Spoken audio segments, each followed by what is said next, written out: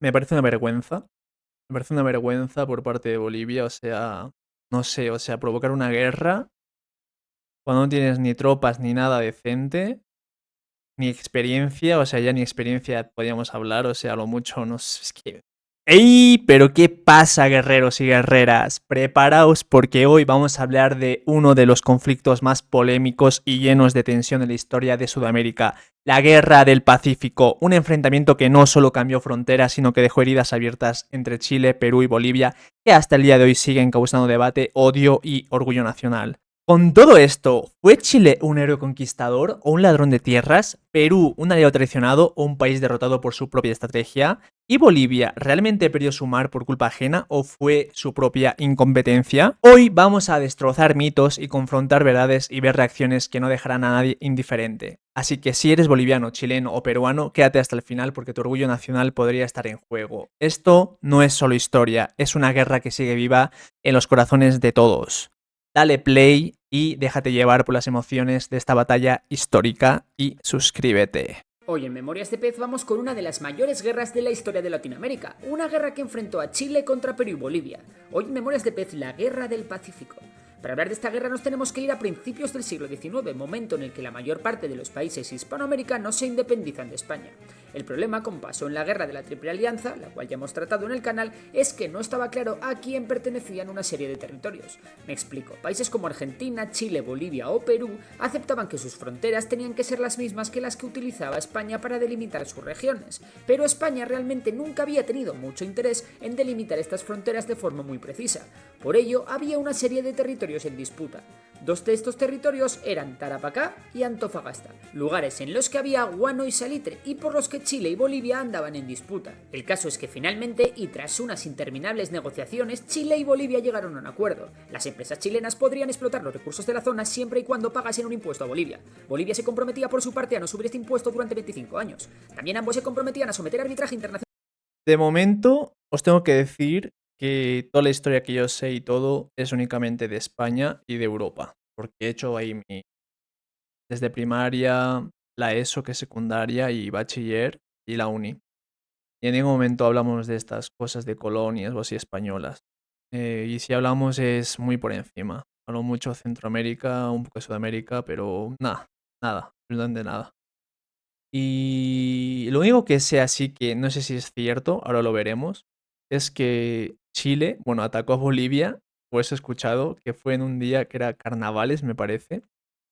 Independientemente de que si era carnavales u otra festividad, fue una festividad y resulta que los bolivianos estaban como, no sé, pues yo digo que ebrios o así o no estaban en sus cargos y solo sé eso. O sea, aunque os suene muy fuerte, pero es que toda mi educación que ha sido en España nunca hemos... Y si hemos tocado esto, o sea, nada. Es decir, a que un tercero mediase ante cualquier problemilla que pudiese surgir. Hasta aquí parece que todo va bien, ¿no?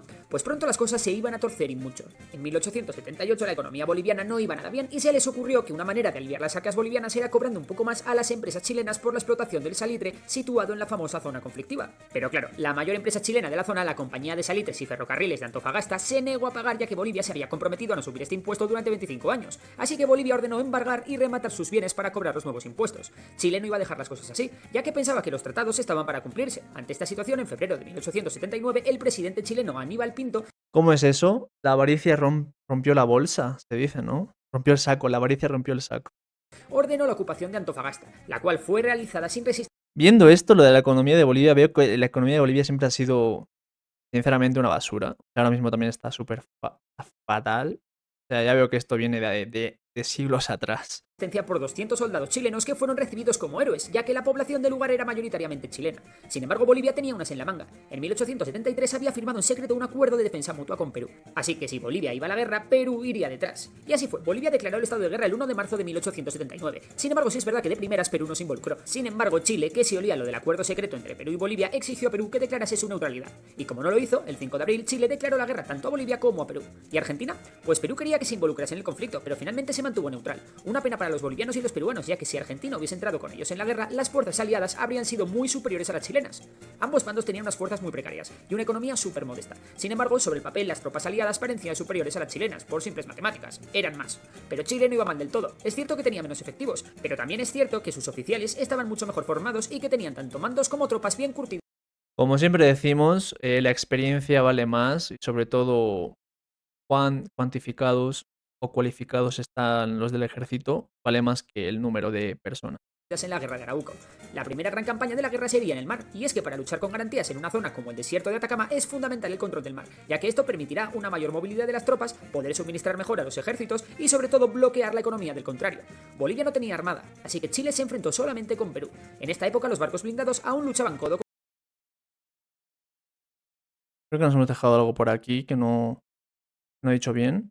Sin embargo, sobre el papel, las tropas aliadas parecían superiores a las chilenas, por simples matemáticas. Eran más. Pero Chile no iba mal del todo. Es cierto que tenía menos efectivos, pero también es cierto que sus oficiales estaban mucho mejor formados y que tenían tanto mandos como tropas bien curtidas en la guerra de Arauco. La primera gran campaña de la guerra sería en el mar, y es que para luchar con garantías en una zona como el desierto de Atacama es fundamental el control del mar, ya que esto permitirá una mayor movilidad de las tropas, poder suministrar mejor a los ejércitos y sobre todo bloquear la economía del contrario. Bolivia no tenía armada, así que Chile se enfrentó solamente con Perú. En esta época los barcos blindados aún luchaban codo con los barcos de madera. Unas imágenes un tanto curiosas a día de hoy, claro. Las fuerzas de ambos países eran modestas. Chile tenía dos fragatas blindadas, la Cochrane y la Blanco Encalada, mientras que Perú tenía una fragata blindada, la Independencia, y un monitor blindado, el Huáscar. Los buques peruanos eran más rápidos, pero el blindaje de los chilenos era prácticamente inexpugnable para los barcos peruanos.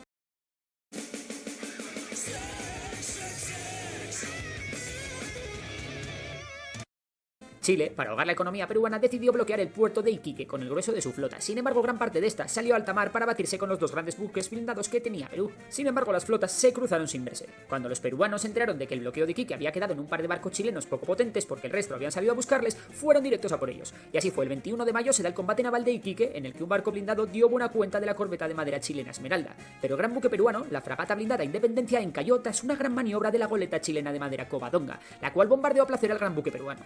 De la noche a la mañana, Perú había perdido a su mejor barco, y aunque el Huáscar dio guerra durante 4 meses más atacando puertos, líneas de comunicación e incluso capturando el vapor Rímac que transportaba un regimiento de caballería, la victoria de Chile por mar era cuestión de tiempo. El Huáscar fue capturado en el combate naval de Angamos, donde las fuerzas peruanas en inferioridad nada pudieron hacer ante el grueso de la flota chilena. En abril de 1880 la Armada chilena estableció un bloqueo en Callao que penalizará a Perú durante toda la guerra. La guerra del Pacífico en el mar estaba finiquitada. Pero vamos a lo realmente importante.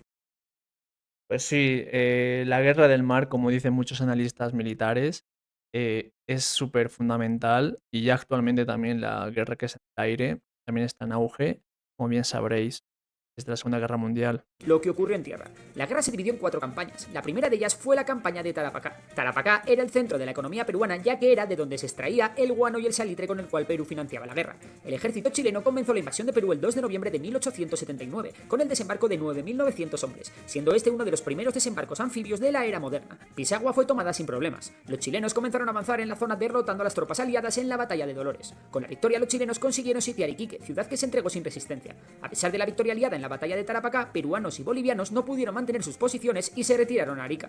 Y ojo spoiler, la victoria aliada en la batalla de Tarapacá será la única victoria aliada hasta el final de la guerra. El caso es que Chile, que ya controlaba el mar, había tomado la zona más rica de Perú sin excesivos problemas. Tras la desastrosa actuación de los aliados en la campaña, los presidentes de Perú y Bolivia tuvieron que dejar su cargo. La siguiente campaña de la guerra será la de Tacna y Arica, una zona que era un gran nudo de comunicaciones y que también suponía la salida natural de Bolivia al mar. Las fuerzas chilenas se dividieron, 11.000 soldados desembarcaron en Punta Coles y más de 2.000 atacaron Mollendo, un punto clave desde el que salían los suministros de la guarnición de Arequipa. En marzo de 1880 los chilenos salieron victoriosos en la batalla de Los Ángeles. De esta forma, Tacna y Arica quedaban aisladas del resto de Perú. En mayo los chilenos vencieron a los aliados en la batalla de Tacna y en junio lo hicieron en la de Arica. Aniquilados, los ejércitos profesionales de Perú y Bolivia dejaron completamente de existir. Claro, es que les dejaron sin recursos totalmente, o sea, cerrando los principales caminos y comunicaciones, ya por mar ni qué decirte, o sea, no podía hacer nada ya Perú. No sé, esto me deja muy claro de momento de que Perú es el que más ganas puso, pese a que era la culpa de Bolivia, pero vaya. Junio lo hicieron en la de Arica. Aniquilados, los ejércitos profesionales de Perú y Bolivia dejaron completamente de existir. De hecho, Bolivia no volvió a participar en la guerra, mientras que Perú trató de organizarse y resistir. Estados Unidos intentó mediar para que finalizase el conflicto, pero las exigencias chilenas no fueron aceptadas por Perú, como si Perú estuviese para negociar.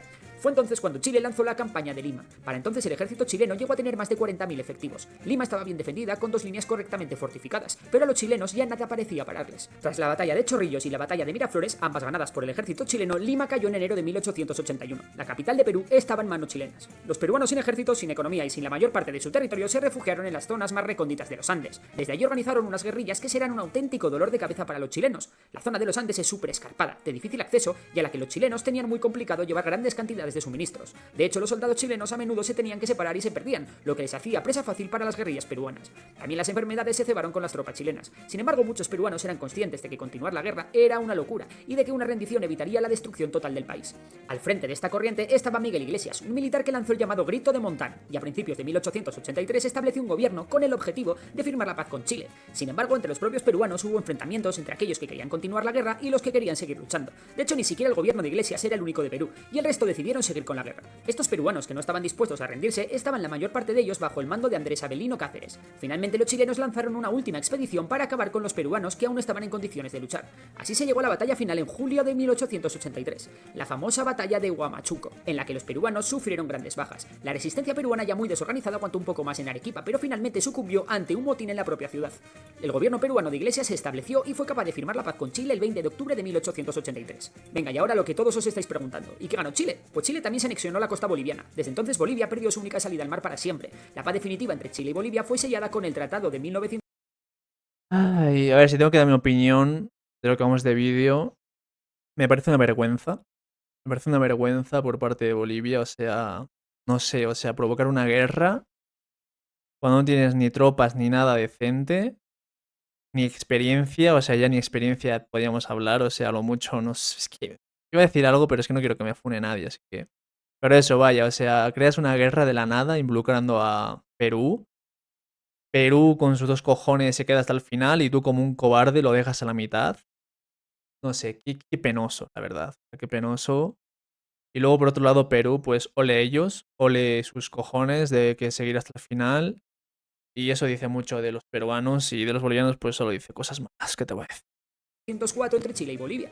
La guerra entre Perú y Chile concluyó con la firma del Tratado de Ancón, mediante el cual la región de Tarapacá fue cedida a Chile y las provincias de Arica y Tacna quedaron bajo administración chilena por un lapso de 10 años. Pero la resolución definitiva no fue hasta 1929, cuando se firmó el Tratado de Lima, que contó con la mediación de Estados Unidos y que decidió que gran parte de la provincia de Tacna fuese devuelta al Perú, mientras que Arica y el resto quedó definitivamente en manos de Chile. Así que Chile ganó mucho territorio, pero territorio del bueno, del que tiene cosillas bajo la tierra. De esta forma Chile se hizo con grandes depósitos de guano, de salitre y de cobre, algo que fue clave para el desarrollo del propio Chile como potencia en América del Sur.